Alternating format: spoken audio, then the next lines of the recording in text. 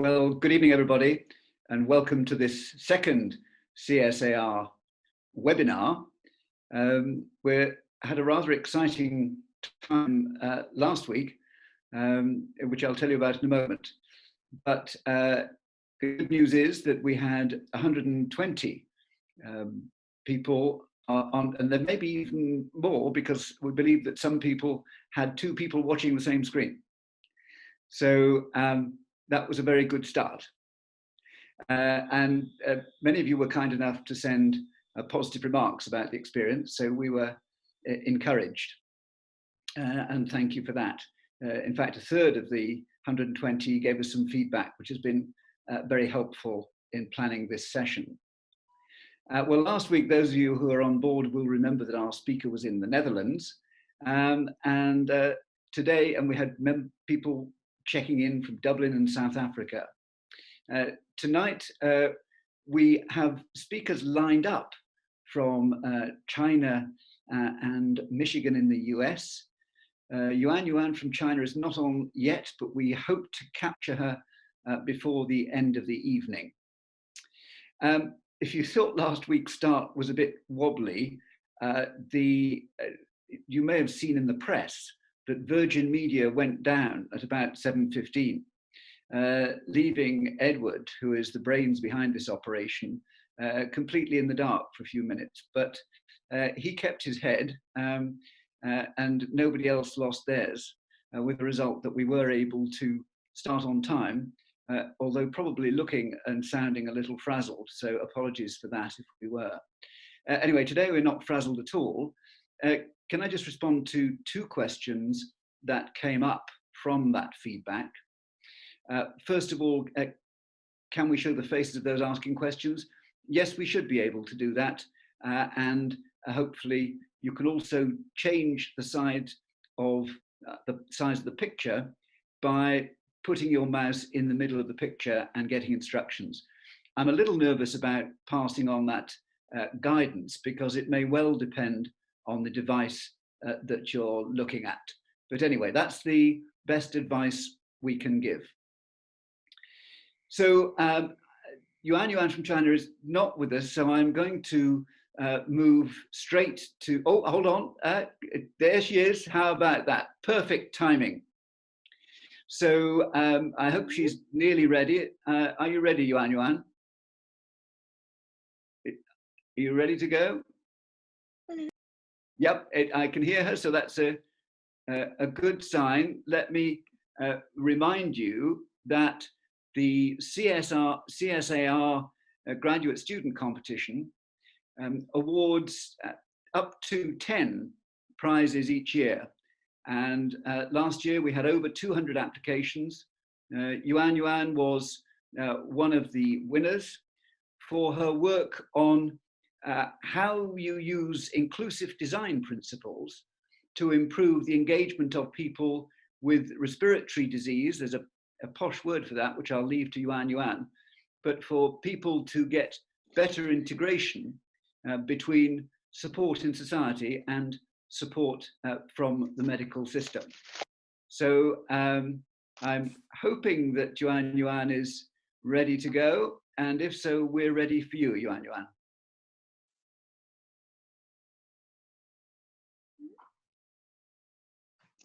We're ready when you are.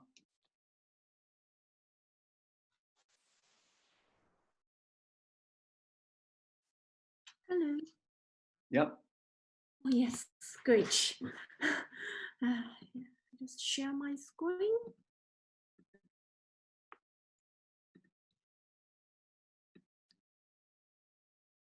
Yep. Yeah. Just check everybody can hear me now. Yes. Great. Good evening, everyone. My name is Yuan Yu. Please feel free to call me Daisy. I have graduated from the engineering department. It was my pleasure to receive the award from CSAR and to be invited to share my PhD research.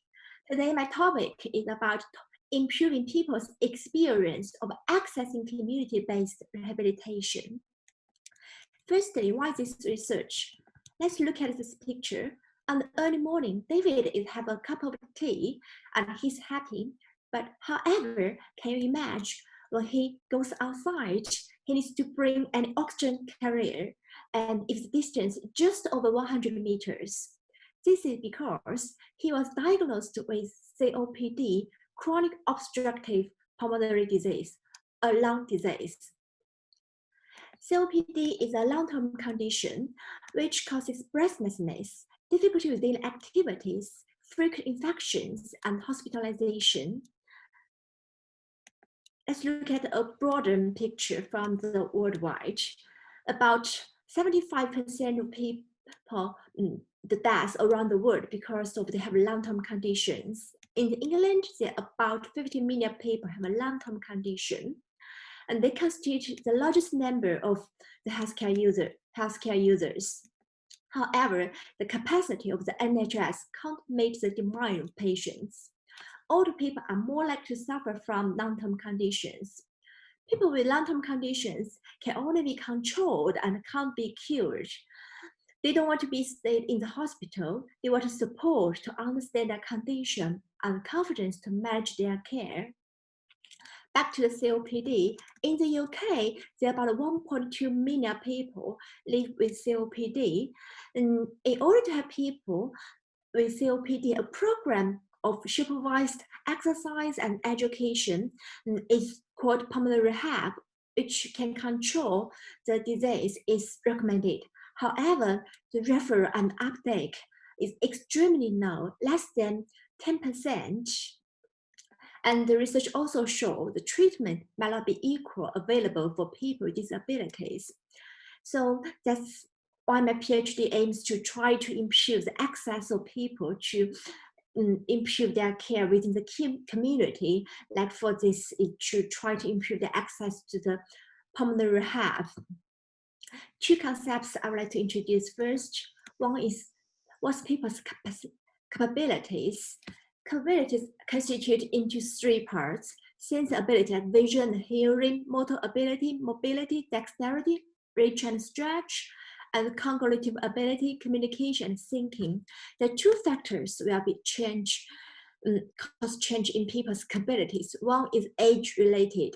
For example, older people are more likely to have a lower level of hearing and vision. The other is conditional related. For example, as I mentioned, COPD patients, they may have a lower mobility because their conditions will make them feel breathless, so they couldn't walk a long distance. Another idea is inclusive design, which refers to the design of mainstream products or services that are accessed to and used by as many people as possible without the need for special adaptation or specialized design. It also has a pragmatic description, which is to ensure the demand met on individual within certain environment does not exceed the people's capability to respond. For example, the healthcare system's demand on the user's capability and the vision and hearing does not exceed their capabilities, like to realize these activities along their care journey. Well, I will briefly to introduce the approach, inclusive design approach I have carried out with this research. And first, I first need to understand the journey. I mean, the process the patients need to receive the care, and also the healthcare professionals need to provide the care, to understand what tasks patients need to do along their care journey. For example, they need to make an appointment with GP, go to GP surgery and have GP consultation, obtain diagnosis. This kind of procedures need to understand the tasks within their care journey, and they try to assess each task, the demand met on the patients based on the UK disability follow-up, the family resources survey. Once understand different demand along the care journey, and I used a calculator to estimate how many people could be able to use the services within UK. For example, this is make a call. Because of hearing problem, about 2% of people couldn't use make a call services within UK. Based on this understanding along people's access to the pulmonary rehab, I have designed a COPD care reminder, which including the detailed things of how people can access the care, the journey people can access to pulmonary rehab. And for example, and the patients can think about, do I need to get to the assessment? Do I need to have to get the assessment venue if he or she got some problems to access the places? So he can call the healthcare providers to maybe arrange other alternatives, like maybe a bus or taxi. This kind of things can help. It's kind of like interaction tools between healthcare professionals and patients to know each other's situation, to understand what kind of barriers they will be made when they access to the care. So using this kind of reminders would be help people to better understand their conditions and confidence to know what kind of things they will do during each stage.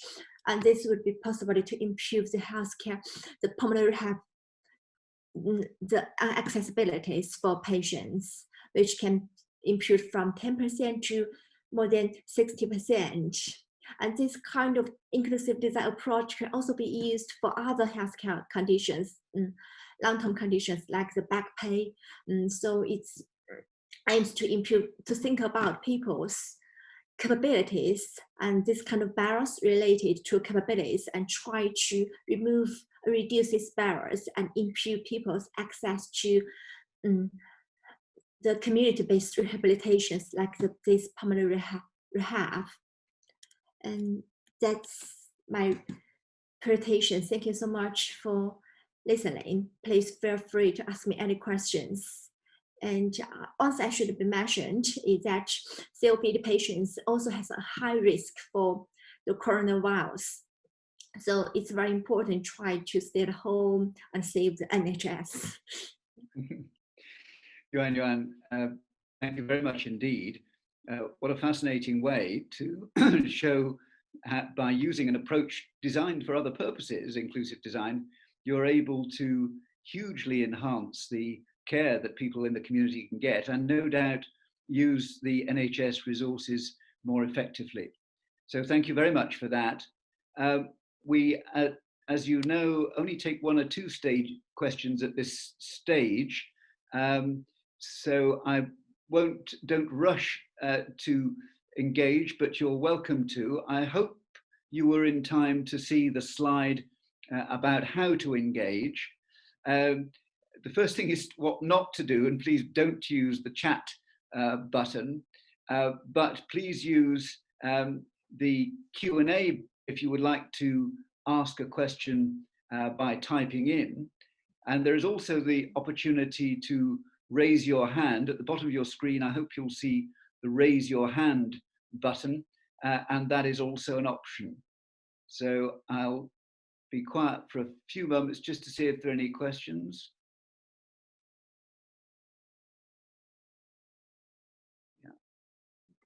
If I can't see any questions, so perhaps I could ask just one then, Yuan.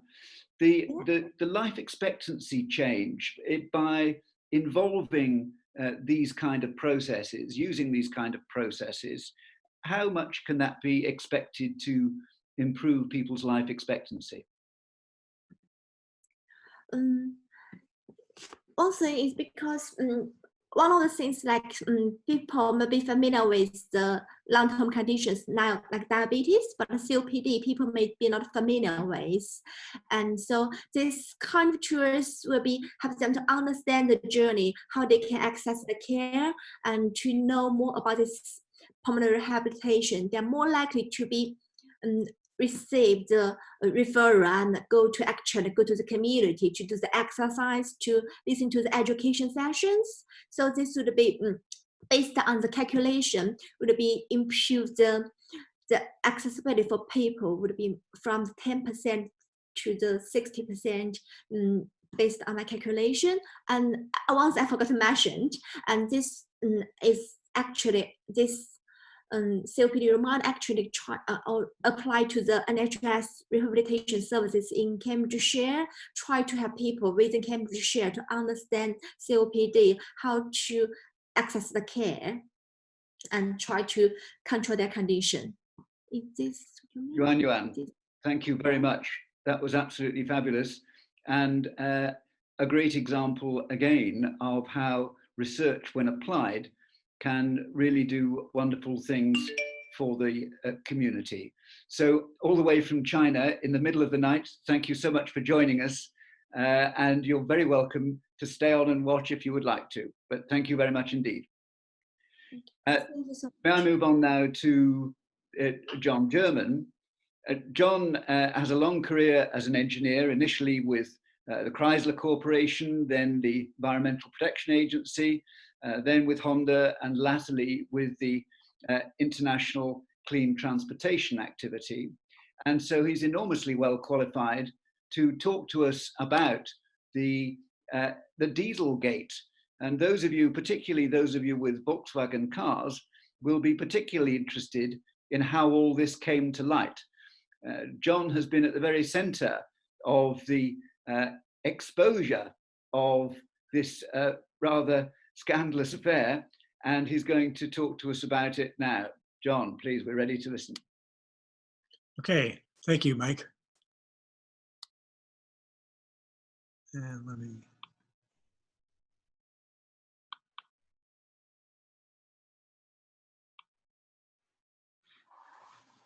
Okay, I'm going to start off by saying that I'm supposed to take no more than 40 minutes, and I have way too many slides, so I'm going to plow through them in a hurry. And there's a lot of technical information in them. If you want to look at some of the more detailed stuff later, a PDF version of the presentation will be on the website. So I'm just going to take a couple minutes to talk about why diesels. What is the problem with diesels? And it has to do with the emissions that are coming out the tailpipe. And this is a bad graph, but here we have the catalyst conversion efficiency, and this is air-fuel ratio. Carbon monoxide and hydrocarbons, you have to add oxygen to them to turn them into water vapor and CO2. That only works if you have excess oxygen, an air-fuel ratio that's leaner than stoichiometry. NOx emissions, what you want to do there is split the nitrogen from the oxygen. That won't happen with a lean air fuel ratio. Now you have to be rich. So if you're going to do all three of these at the same time, you have to maintain air fuel ratio very, very tightly around the ideal air fuel ratio. And this is what petrol vehicles use, a three-way catalyst that does over 99% efficiency of all these simultaneously. It doesn't work on a diesel. Diesels always run lean. You cannot reduce the NOx with a three-way catalyst. So to try to find solutions, the manufacturers have moved to two different systems. One is what they call a NOx storage catalyst, a lean NOx trap. It's exactly what it sounds like. You have a device that traps the NOx about once a minute. You inject additional fuel into the exhaust, and that additional fuel acts as the reactant to reduce the NOx emissions. But of course, now you're taking about a 2 to 5% hit on fuel economy, penalty on fuel economy.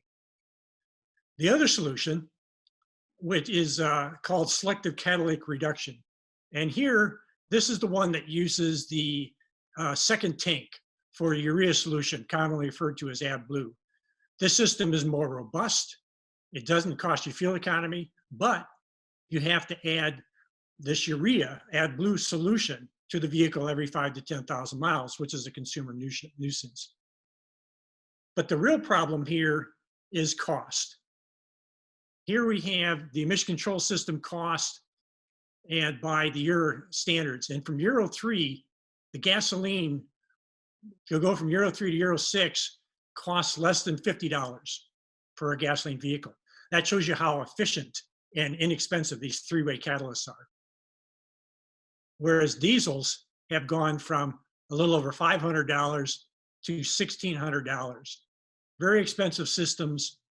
And if you cheat and you don't turn the system on all the time, then you can save hundreds of dollars by putting in inferior components and a cheaper system.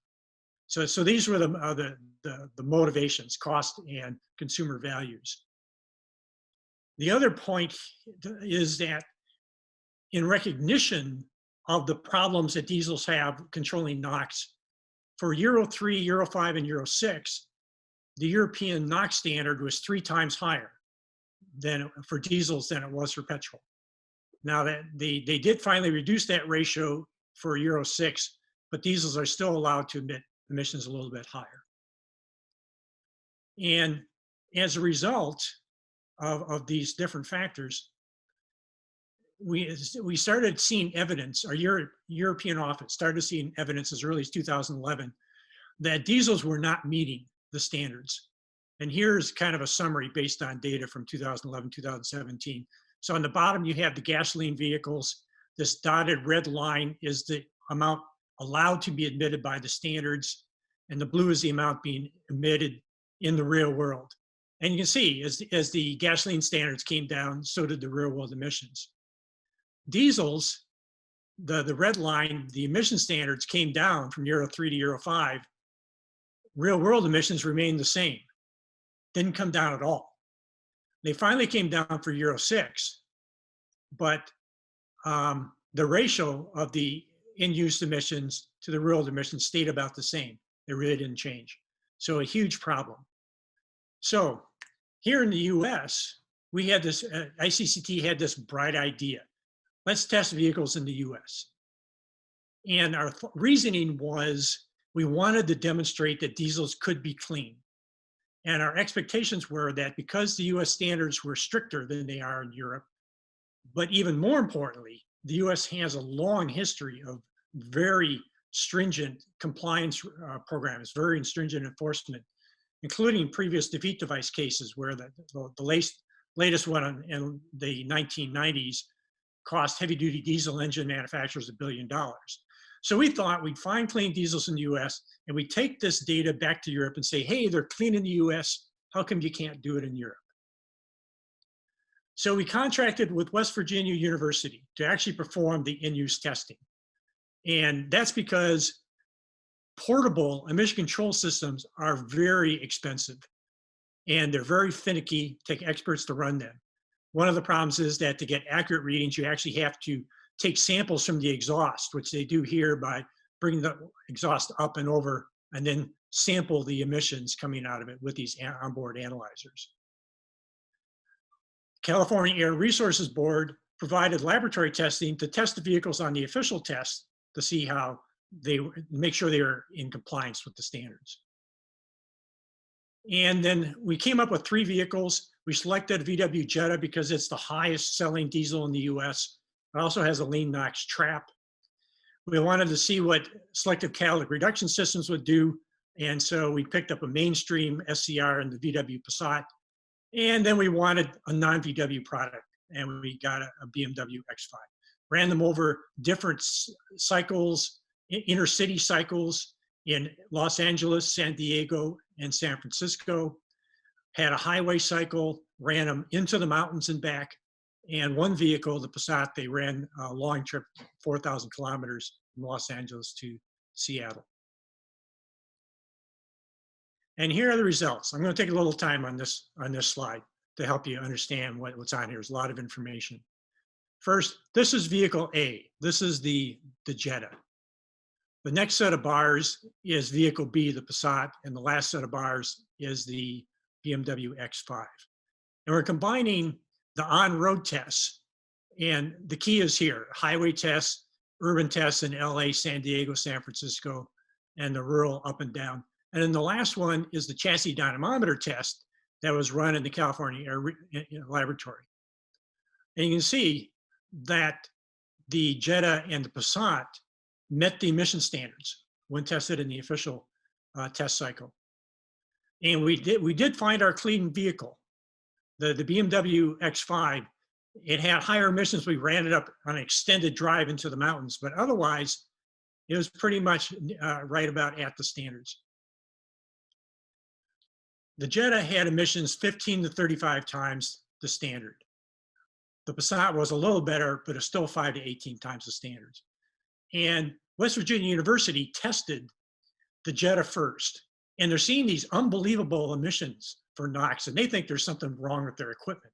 So they're recalibrating their equipment, trying to get their equipment to measure properly. They kept getting the same results. So after a couple of weeks, they started sending the data to us. We looked at the data and we said, these vehicles have to be malfunctioning. You know, there has to be something wrong with the emission control system.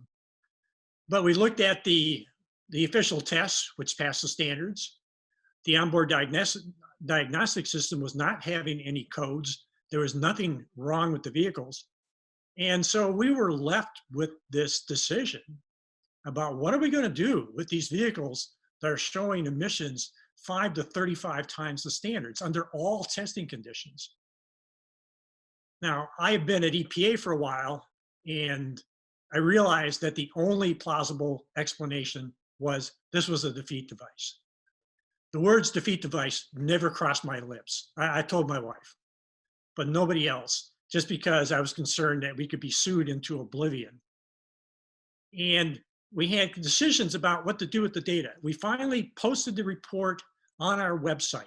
We did not publicize that it was on the website. We didn't tell anybody about it, with 3 exceptions. I sent a courtesy copy to VW saying, you might be interested, and oh, by the way, vehicles A and B are yours. Well, I'm sorry, that's the other thing that we did, is that we whitewashed the vehicles. In the report, they were just identified as A, B, and C. And then I sent copies to EPA and California Resources Board saying, we think you should look into this. So timeline, the February is when we started the testing.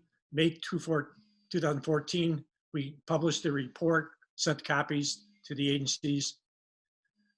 And then one of the really interesting things is in December 2014, VW conducted a voluntary recall. In other words, they told the agencies that they were going to fix the problem. The agencies gave them a chance to sweep this whole thing under the rug. If they would have quietly taken out the defeat devices, told the agencies, well, you know, with the recalibrations, we have to do some hardware changes to replace some of the hardware, no one would have ever heard about this. But instead, VW chose to continue to lie to the agencies. They didn't take out the defeat devices, and the fix really didn't do much of anything. And of course, California Resources Board, a few months later, got some of these vehicles and retested them. Went back to talking to VW, and VW still was not giving them incomplete information. And so finally in August, the agencies told VW that unless they came through and fully addressed all of their questions, they would not be allowed to sell any new vehicles. So VW finally admitted to this September 18th. EPA and CARB sent out notices of violation about the defeat device. And for the next 3 months, the world as I knew it ended. And I did nothing for 3 months, but talked to reporters for 12 hours a day. And just give you a little bit of a sample here. Locked away in VW's headquarters, a car plant the size of Gibraltar, bosses have been meeting today to decide the company. Now to new allegations against Volkswagen, which the U.S. government says. フォルクスワーゲンの排ガス不正問題をめぐり、不正を見抜いたカリフォルニア州当局の担当者が。Es hat etwas von David gegen Goliath oder besser gesagt von Dre und John. They're Volkswagen's highest-end brands now. They too have been dragged into the company's emissions scandal. Faktisk så afslørede ICCT allerede i denne her rapport for et år siden, at our company was dishonest with the EPA. Drew Kojak is the executive director of the International Council on Clean Transportation, the group that helped to tip off the EPA. I've read the document and I've read the story, and From WBUR Boston and NPR, I'm Tom Ashbrook, and this is On Point, a massive scandal at Volkswagen. De Franco, que dirigió la investigación de la ICCT, por sus siglas en inglés es la International Council of Clean Transportation, que es la que ha desenmascarado el engaño de los sistemas de emisión de gases contaminantes en los vehículos diésel de Volkswagen en Estados Unidos. Señor Vicente Franco, ¿cómo está? Buenos días. Hola, buenos días. ¿Qué tal? ¿Cuánto tiempo les ha llevado a hacer esta investigación? Drew Kojak, it was your organization that sponsored. Okay, I'm going to cut it short here because of the time, but it gives you some idea of what we were going through for 3 months. So what was the U.S. response to this? And I think what happened to VW is pretty well known. The fines, the remedies, the payments to customers, the payments to dealers, all of this totaled up to over $25 billion. And that was for just 500,000 diesels in the US. But it wasn't just VW. Every other manufacturer of diesels in the US found that it immediately took them 6 additional months to certify their vehicles because of the new procedures they were going through. Bosch reached a settlement with the agencies. Fiat Chrysler reached a settlement with the agencies for about $1 billion in fines and remedies. And Daimler is still being investigated. What about in Europe? You know, what was happening in Europe? The first response in Europe was that a whole host of different government agencies ran tests, real-world emissions using these portable emission analyzers. Over 200 were done in total. Here I'm showing the tests that were done by the KBA in Germany. And these are all individual vehicles that were tested. So here the N1s, these are the light commercial vehicles. Oh, I should point out the red line. These are the standards, the NOx standards for the light commercial vehicles, Euro 5 and then Euro 6. And you can see just how high these vehicles are compared to them, and Euro 5 and then Euro 6. I tried to identify the VWs that they tested. There's 4 of them here. 1, 2, 3, 4. They're in the middle of the pack. VW was not one of the worst actors. Yeah, we had the really high ones here are a Land Rover, a Jeep, and a Chevrolet. And one other really interesting little thing is if you go down here to the very end, there were 3 vehicles that actually met the Euro 6 standards. They're all VW products. So this, I really want to emphasize, this went far beyond VW. It was virtually the entire industry in Europe. And in fact, diesel cars, Euro 6 diesel cars emit more NOx emissions than heavy duty trucks do in Europe. And the cars are pretty much what you'd expect. And we've spent the last several years trying to understand why are the emissions so high. And we've come up with a whole host of potential defeat device triggers, things that are used for triggers. And I'm not going to go through the whole list here, but I do want to illustrate one of them, what we call the thermal window. And these are tests done on a single vehicle, starting with different oil temperatures. So you have, these are the cold initial below 20 going up to much warmer. And it's important to understand is that the initial oil temperature during the official test is between 20 and 30 degrees centigrade. And look, the emissions are just fine. Go to colder temperatures, NOx emissions go up. And maybe that's okay. Colder temperatures are more problematic for NOx emissions. But look what happens when you go warmer. NOx emissions also go up. And there's no reason for this, because the warmer it is when you start up, the less time it takes for the emission control systems to get up to operating temperature. So you would expect the emissions to go down with rising temperatures, not up. Here's a report ICCT put out trying to assess what's the impact on health and early premature deaths. And this shows all the regions in the world. the gray part of each of these pie charts, that's basically primarily due to older diesels that are still on the road. And then the blue and the red are the excess emissions from emissions above the emission standards.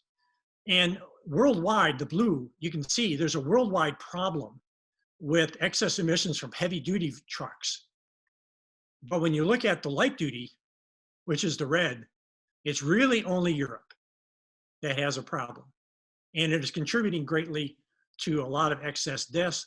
It also explains why European cities have not been meeting their ambient air quality standards, which has puzzled people for quite a while. And this is one of the big reasons. There's actually a lot more NOx emissions than they thought. So look at the governments. The German government insisted that their Fiat had an illegal defeat device. Italy did nothing. At the same time, the German government didn't do much about their own manufacturers. They singled out Fiat, but a lot of the Mercedes and VW were almost as bad as Fiat. And there were some mandatory recalls, but there were no penalties of any kind. So, you know, basically a slap on the wrist. And if you look at the fixes done on VWs, I'm not going to go through this whole chart. It's way too much information, but I do want to focus on the hardware replacements. So in the US, the lean NOx traps were required to be replaced. Some of the selective catalytic reduction catalysts were required to be replaced. In fact, on some vehicles, they even required replacing the particulate filter as well. If you want to know why, you can ask me a question about that. And you can see also that the fix involved injecting substantially more urea than it was originally. So these are major replacements, major costs involved. Fixes in the VW fixes in Europe, almost all software only. The 1.6 liter diesel also had replaced the flow transformer. This is a piece of plastic, maybe $10, that straightens out the airflow a little bit so that their air fuel sensor will record the air fuel ratio more accurately. It basically does almost nothing. So again, a slap on the wrist. Did the fixes work in Europe? We only have very limited data, but Auto Motorsport tested 2 VW diesels, did not find any NOx reductions after the fix. The Italian group Autoconsumero tested 1 Audi, didn't release the test results, but it did state that the on-road emissions remained the same after the fix. And then you have 3 auto clubs who got together and tested 9 diesels on a proprietary chassis dynamo highway cycle. And it excluded 1 VW, which had more than double NOx emissions after the fix, which doesn't make any sense. On the other 8, NOx emission reductions averaged 25%, and the after-fix emissions were still 3.3 times the standard. So again, very ineffective fixes, and everybody says that they're fine now. So what's going on here? Europe has a structural problem. The emission standards are set by the Environmental Commission for all of Europe, but enforcement is done at the country level.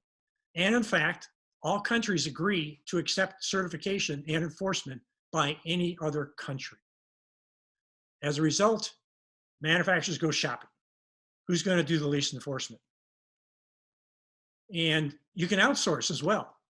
So here, this graph here, if you look at the white bars, this is the production that occurs in each country. And then the blue is the percentage of vehicles that are certified in each of the countries. And you see that in Germany, most of the German manufacturers certify in Germany. But when you come to United Kingdom and France and Italy, twice as many vehicles are certified in those countries as are produced there, which means that other countries are seeking them out. And you can even go further down to Netherlands and Luxembourg, who together certify 15% of the vehicles. Even Malta certifies a few vehicles. And as we look into the causes, what happened in the enforcement, It has to do with one of the provisions in the defeat device requirements. The defeat device requirements themselves are pretty clear. You can't turn off emission controls, but there's an exception. If it's needed to protect the engine against damage or accident and for safe operation.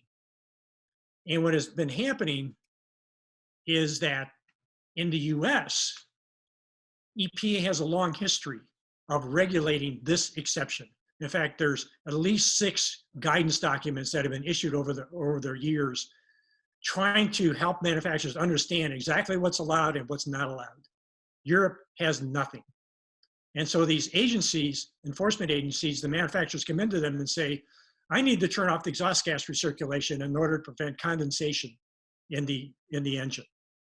And they go, oh, okay.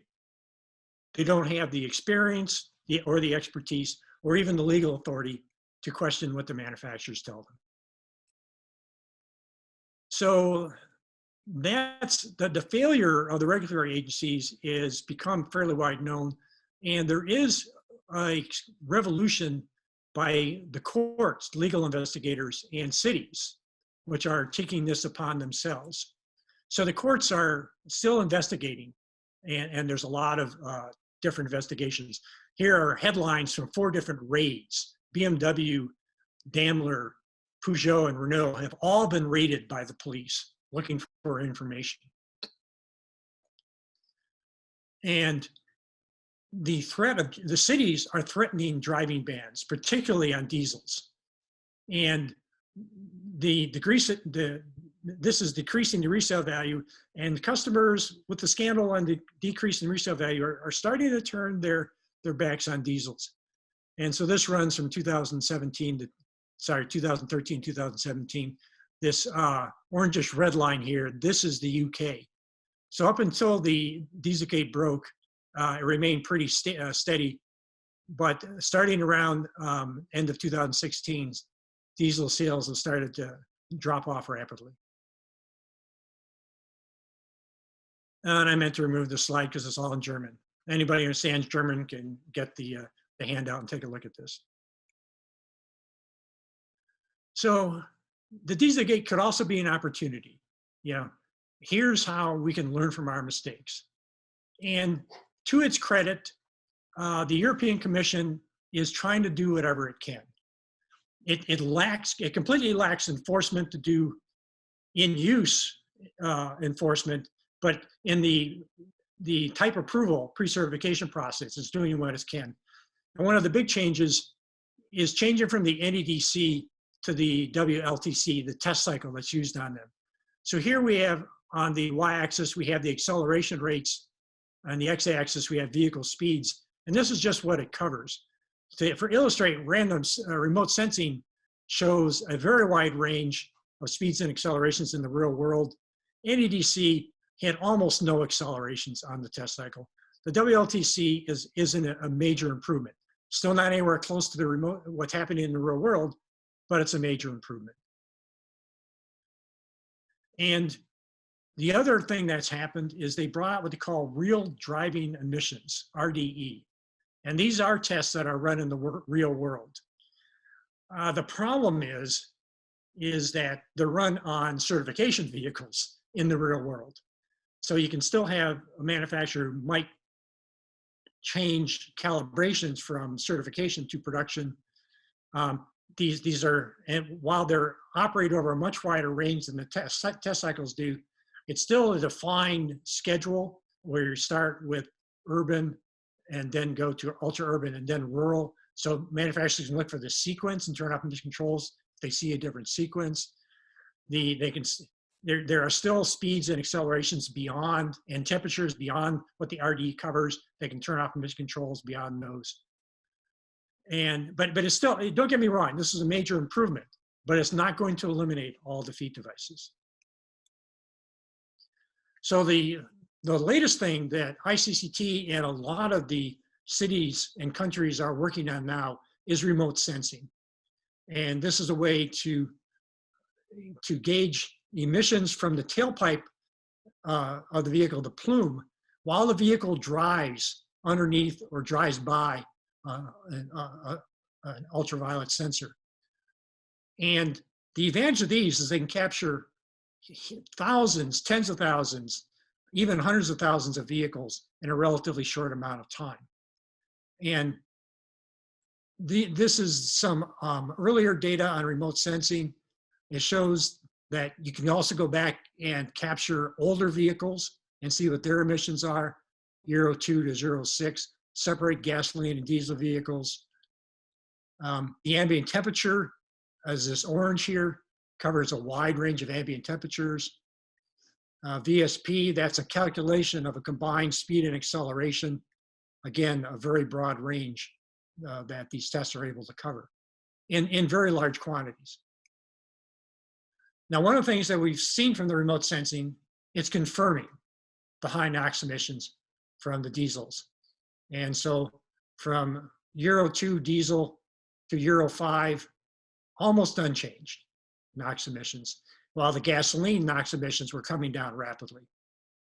And again, for Euro 6, the NOx emissions dropped, but the ratio of the emissions to the standard, which is this little red line here, is still about the same. It's still 5 to 6 times the standards. But remote sensing also allows you to dig into more nuanced results. This slide here shows the results by manufacturer. And you see that Land Rover has the lowest emissions, but all of them, the diesels in the brown, all of them still have emissions that are above the standard. And some of them are, the NOx emissions are extremely high on average. The blue bars are the gasoline vehicles. Again, most of the manufacturers are meeting the emissions in the real world, and even the ones who aren't are only a little bit above the standard level. But I don't have any slides on it, but you can also start diving into individual vehicles, literally tracking an individual vehicle over time, assuming that it goes by one of these sensors. And you can identify malfunctions, issue notices to the owner to say, hey, come in and get your vehicle fixed. This is actually being done in the US and China right now. But it could also potentially track the effectiveness of recalls after fixes. You can compare before and after. So a lot of uses of remote sensing, and that data can then be used by government agencies to help do better enforcement. So I want to briefly mention CO2. This is not just NOx that we're having problems with. This is a slide showing the difference between the type approval CO2 results and what's being reported in the real world. Now, these are mostly things like auto clubs who poll their members and ask them, what's your efficiency on your vehicle? This is not really very accurate, but you would expect that the trend over time would be fairly accurate because they're asking the same people and they're asking the same questions. And so if you look at the trend, in 2001, the average difference between the type approval and the real world emissions was 9%. In 2015, it had risen to 42%. If we're going to look at apples to apples and just look at private cars, all of our 2001 data is just private cars. It's gone from 9% to 40%. This means that the majority of the CO2 reduction that Europe has seen by establishing CO2 standards is not happening in the real world, only on the test cycles. Now, the change to the WLTP is going to help a lot. And it's both the test cycle, but it's also because it has better requirements for when they conduct the testing. This is the blue. There's a lot of flexibilities in how you conduct testing that have been flagrantly exploited by the manufacturers. The WLTP will reduce the amount of that and bring those down. The road load determination is the brown one. Again, it's currently being greatly exploited. The loopholes are being exploited, and the WLTP will help with that as well. Now, it's not to say that manufacturers won't figure out some new ways to game the system in the future, but it's still going to be a big reduction over the NEDC. And the RDE should also help reduce some of these problems. But there is one other factor that is going to go the other way, and that is that Europe has to change the standards, the numeric standard level, from one based on the NEDC to one based on the WLTP.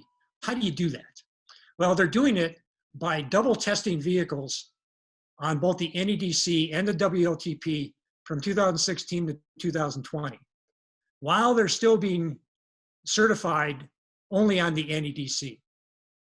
This creates an incentive for manufacturers to go the other way on the WLTP tests, to actually run the tests so that they create extra CO2 emissions, because this creates a larger factor that will be applied when they change the standards to being based on the WLTP. And we're very concerned that this is going to severely set the stringency of the standards back, at least for a couple of years. So I just want to wrap up by talking about how policies and enforcement matter. And this compares the different parts of the enforcement process going across on the, horizontally to what's happening in Europe on the top part, in the US on the bottom. Both the US and Europe rely upon the manufacturers to do the initial testing. The coast down testing, laboratory testing, confirmatory of production, which the US calls selective enforcement audit, and in-use surveillance. The difference happens in what we call confirmatory testing in the US. So in the US does routine confirmatory testing of the manufacturer's claimed coast down times that determine the load. These determine the load that the vehicles are tested at on the dynamometer. In Europe, not only don't they do any coast down testing, the test result, the manufacturer test results aren't even made public. You can't even get that data. And so, for example, while the WLTP is going to theoretically close all those loopholes on coast down, without confirmatory testing, without having the manufacturers make their testing public, how do we know that they're still not just flat out cheating instead of just exploiting loopholes? Same thing with laboratory testing. There's no confirmatory testing in Europe. But the worst part is the in-use surveillance, where you actually pull in vehicles from the real world and you test them in the laboratory to make sure they're still operating as designed. Europe, there is some limited testing being done, but there are no legal consequences for failing. And while the Environmental Commission is trying to upgrade its procedures, it's not allowed to do in-use surveillance, in-use compliance. So that's a major problem still with all the European requirements. Another is that Europe has fallen behind in its NOx standards, particularly for diesels. If you go back into the old days, Europe is the brown, and they were actually tracking US standards in the blue fairly closely. But the US standards have cars and petrol and diesel are all the same, and the latest standards are far more stringent than even the petrol standards in Europe, and the diesel standards in Europe are even higher. And in fact, China has now surpassed Europe in its standards, especially for diesels. But there is a very recent, very positive piece of information. This is not final yet. This is from the Advocate General, and in actual making a ruling on what constitutes a defeat device. And the second and third paragraphs are the ones that are really important, where they said that that you can only turn off emission controls for immediate risks of damage to the engine, and that just slowing down the aging of the emission controls or preventing clogging up of the engine or clogging up the emission controls does not justify the use of the defeat device. This is right in line with what EPA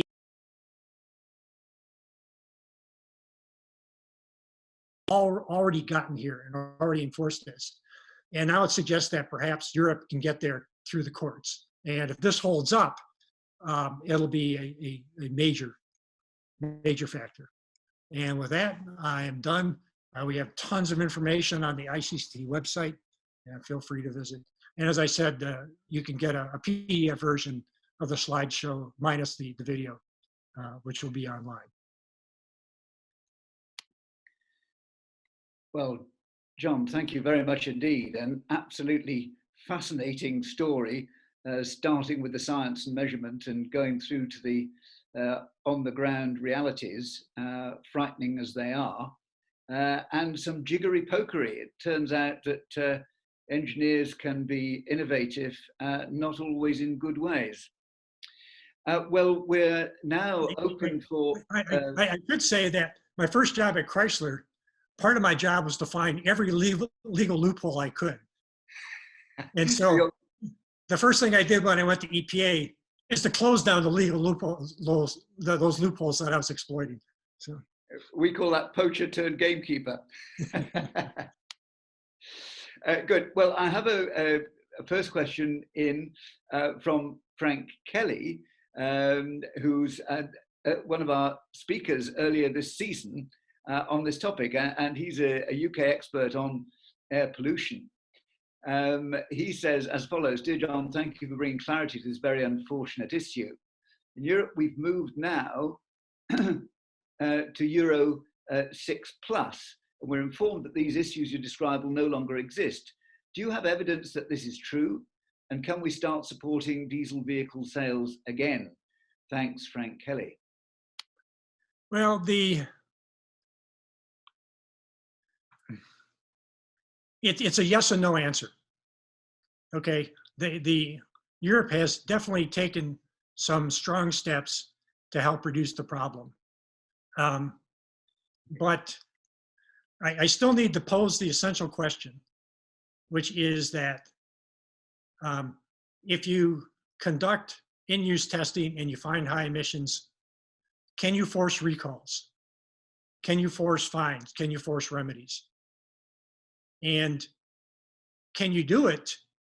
For example, if the vehicle is certified in the Netherlands, does the Netherlands have to do this? Or can Germany go in and force fines and recalls? And until they get these real enforcement authority issues straightened out, they're still going to have problems. Thanks, John. Can I just encourage participants to, unless you're terribly shy, try and get online and ask a question in person, and put your hand up should you wish. But in the meantime, I have a question from Edward Lee saying, fascinating and highly informative, thank you. Can you add any information about particulate emissions, in particular PM 2.5? Okay, great question. Thanks for asking. I appreciate it. Unlike the NOx after treatment in diesels, the particulate traps that have been installed in diesels, starting with Euro 5, have proven to be very effective. And the particulate 2.5 emissions from a diesel are now comparable to a gasoline vehicle. I do have one caveat. That's for a new vehicle. Again, if you look at older diesels, what happens to these particulate traps 10, 15 years from now? Are they still going to be effective? And given the lack of in-use enforcement, that's a pretty open question. Also, if you look at the US, one of the things I showed on the fixes in the US that some of the vehicles had to replace the particulate traps. This is because there's a trade-off in the engine between NOx formation and particulate formations. And when VW turned off the NOx emission controls, they were able to run the engine generating really high NOx emissions, which means they could have really low particulate emissions out of the engine and install a cheaper particulate trap. This is Richard. One which, if you weren't running with high NOx and low particulate out of the engine, wouldn't last the life of the vehicle. And that's why they had to replace the particulate trap on some vehicles. But in Europe, if they're not doing enforcement up to at least 160,000 kilometers and preferably 240,000 kilometers. We don't know if those particular traps are durable. They're great when they're new. They're very effective. Thank you, John. And now we've got some brave souls who are, have turned on their cameras. Thank you very much. And can I go to Penny, please, to ask your question? Well, it may be a fairly simple question, but what happened in Britain, for instance, at the time when suddenly everything was city diesel, which was supposed to be much cleaner and therefore much nicer? Could you explain whether that has actually was a good thing or a bad thing? Well, unfortunately, a lot of the city diesel bans were only on older diesels. And so most of them, almost all of them, allow Euro 6 diesels. And Euro 6 diesels are better, but they're still far from clean. Now, I have seen some bans for Euro, as you said, the 6+. And so if you have a Euro 6, can't remember which number it is, but one of the pluses, those diesels actually might be clean. Okay, thank you. Hard to say. But a lot depends on how the Euro ban is structured. Thank you very much. Richard, I see you on screen. Just now you had the Golden Gate Bridge behind you, and now you've got your curtains. So I assume you're not in California, but please ask your question. You may need to unmute your... Yeah. So apologies for that. I'm actually the BBC reporter that you featured one of my reports when you showed the media kind of scrum after your story broke. And one of those reports you showed was actually my report, because I used to be the transport correspondent at the BBC.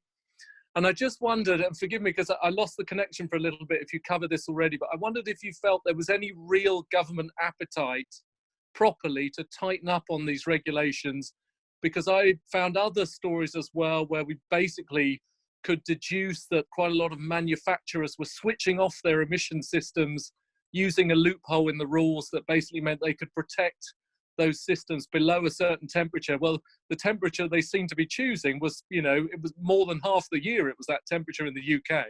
So it was kind of suggesting that Euro 5 cars were driving around without their systems working, cutting the pollution for half the year. And I didn't really feel there was a lot of government appetite when I went to them about this to do anything about it. What's your take on the way governments have reacted, the British government and the German government as well? Yeah, so I did cover a lot of this. Just to kind of summarize, the governments are definitely struggling, and they're not really doing much. But part of that is due to a lack of real legal authority. But the courts are stepping in to fill the role that the government should be doing. And the European Commission is trying to do what it can. It's just that it only has authority over the type approval process.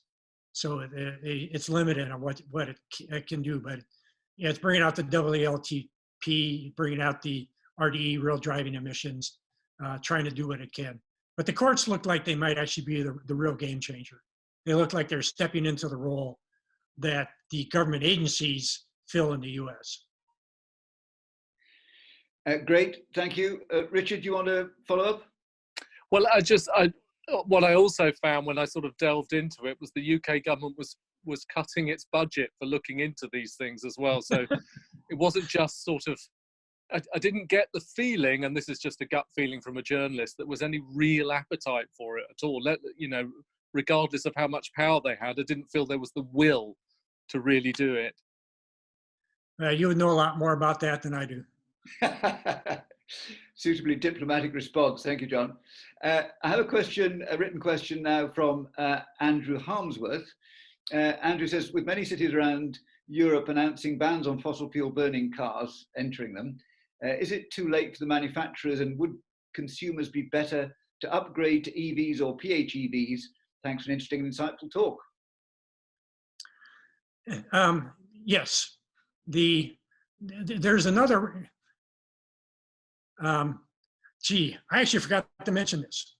One of the key policies in Europe that is propping up diesel sales is the differential taxes on fuel. In most countries in Europe,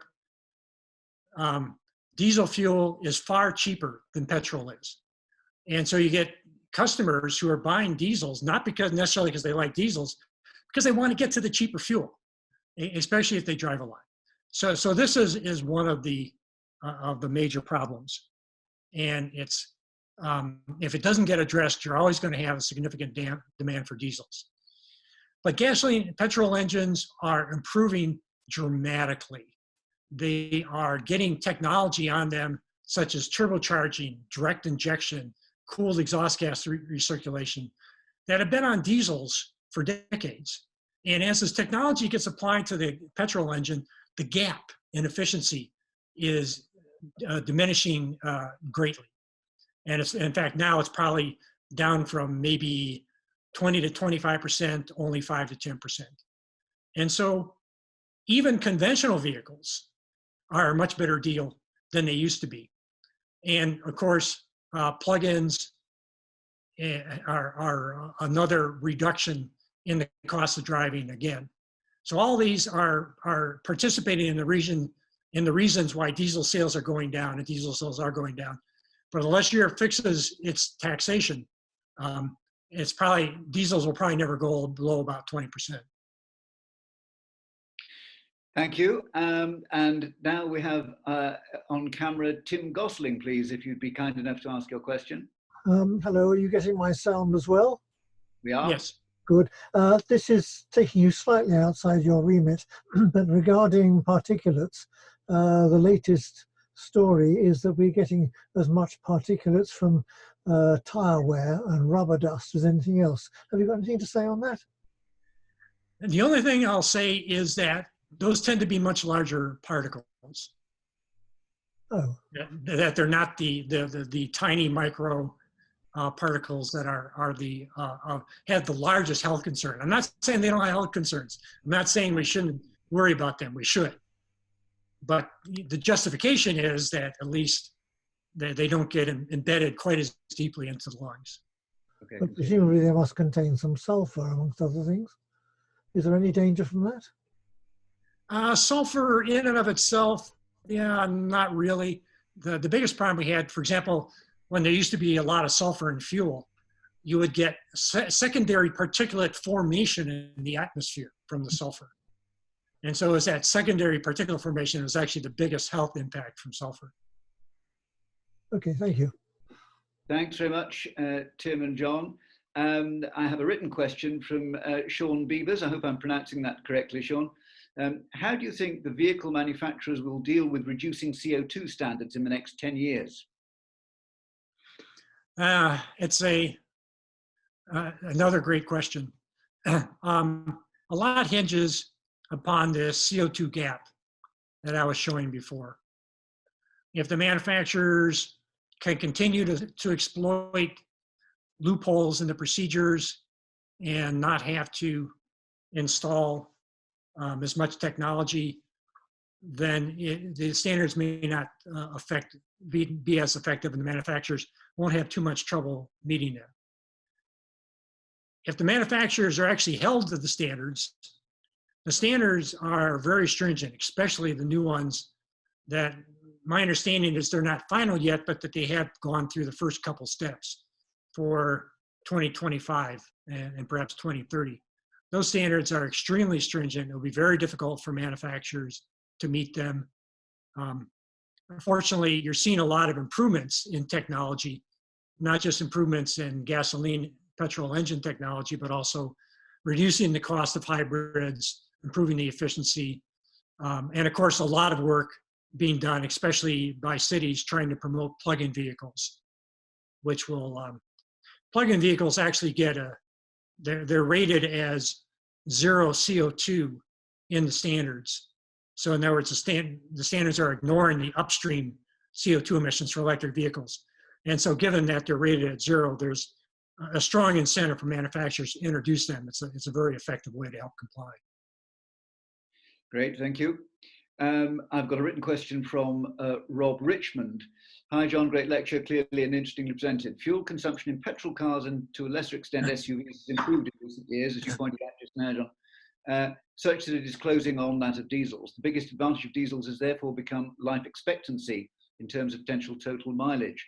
The removal of defeat devices shortens life expectancy. Is there still a logical case for diesel cars? The removal of the defeat devices doesn't change the diesel engine life expectancy. It changes the life expectancy of the emission control system. So, yeah, you won't have to worry about diesels not lasting as long. You have to worry about is diesels outlasting the effectiveness of their emission control systems. Understood. I'm going to cheekily put in a question of my own. And this, the human interest story fascinates me. And though no doubt one has to be careful what one says, John, because individuals or companies may be involved. And so we must be careful not to say anything that's going to invoke the law, particularly in America, I'm sure. But some people, some individuals made decisions here. Some engineers said, look, boss, this is what I'm doing and I don't think it's right. And somebody must have had to say, that's okay, carry on. Do we know anything about that you can speak about? Well, the US Department of Justice has issued criminal indictments for 7 people at VW. Right, So, point taken. And one of them was stupid enough to come to the US and is currently in jail. Yeah, well, the US does not have an extradition treaty with Germany, so as long as they stay in Germany, they're safe. Okay, well, look, I'm looking at the clock and thinking we ought to be letting you escape, John, but are there any final questions before I round up? I can't see anybody begging to get in. Oh, I've got one more hand up. If I could see who they are. It's Tim Palmer. Tim, you're the last man in, if you'd be kind enough to ask your question. Thank you very much. Given that inherently petrol engines produce far more CO2 than diesel engines, are we not wrong in drawing the easy conclusion from this lecture and indeed from Frank Kelly's lecture a few weeks ago that diesel cars are a bad thing and should be phased out?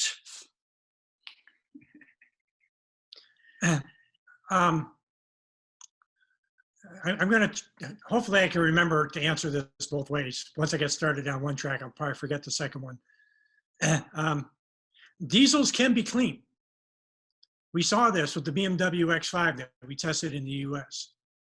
And as long as they're clean, as long as you have good in-use compliance to ensure that they stay clean over their useful life, I have no problem with diesels. So it's the enforcement that matters.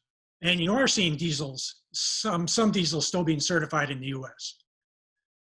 The flip side is that while diesels have lower CO2 emissions than gasoline petrol vehicles, there's a substantially higher cost associated with that reduction.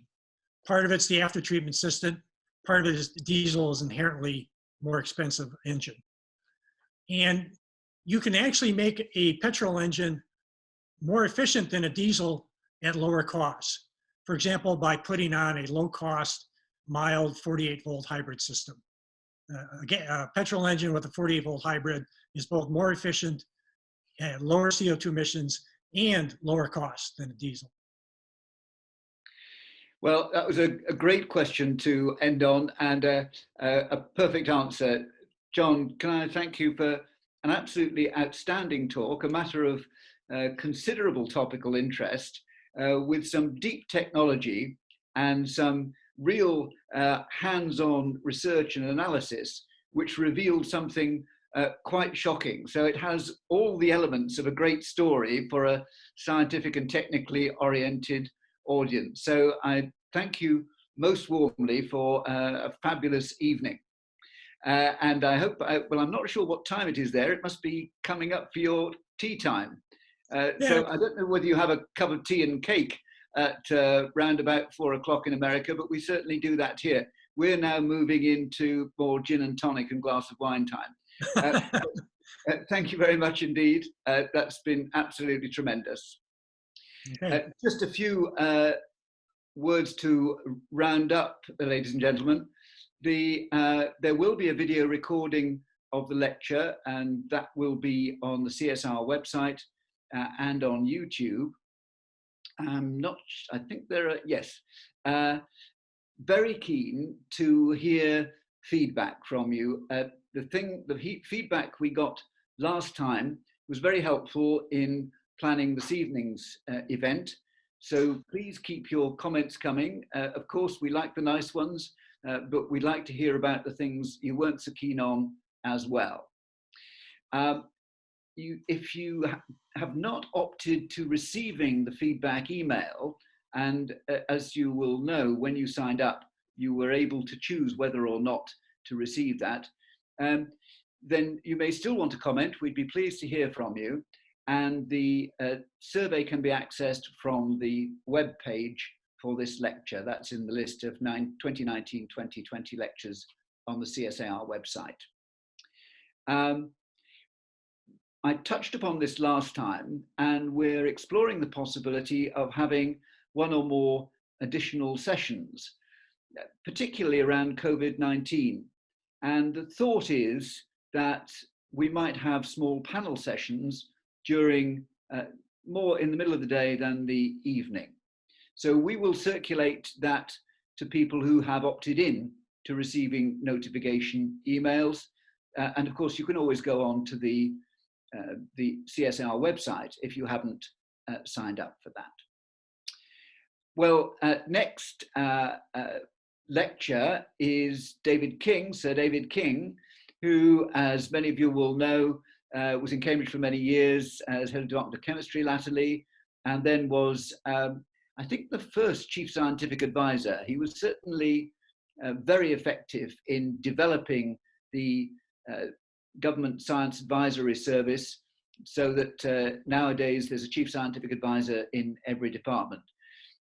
David has a robust style, as those of you who've been watching the news today may be aware.